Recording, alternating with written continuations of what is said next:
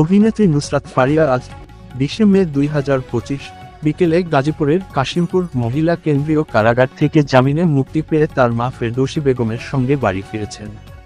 কারাগার থেকে বের হওয়ার সময় তিনি বিমর্ষ ছিলেন এবং কারোর সঙ্গে কথা বলেননি। তিনি একটি নেভি ব্লু চাদরে গা ঢেকে এবং মুখ ঢেকে গাড়িতে ওঠেন।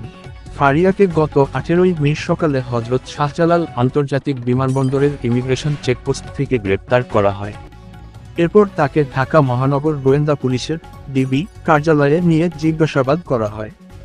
মামলার নথি অনুযায়ী 19 জুলাই রাজধানীর ভাটারা এলাকায় ছাত্র জনতার গণ অভ্যুত্থান চলাকালে গুলিবিদ্ধ হন এনামুল হক 35। তিনি 3রা মে ঢাকার সিএমএম আদালতে 283 জনের বিরুদ্ধে নালিশি মামলা করেন, যার মধ্যে নুসরাত ফারিয়া সহ 17 জন অভিনেতা অভিনেত্রীকে আসামি করা হয়। আদালতের নির্দেশে মামলাটি এজাহার হিসেবে রেকর্ড হয় এবং 2 সপ্তাহ পর ফারিয়াকে গ্রেপ্তার করা হয়। আজ দুপুরে কারা কর্তৃপক্ষ ফারিয়াকে তার মা ফেরদৌসী বেগমের কাছে বুঝিয়ে দেন।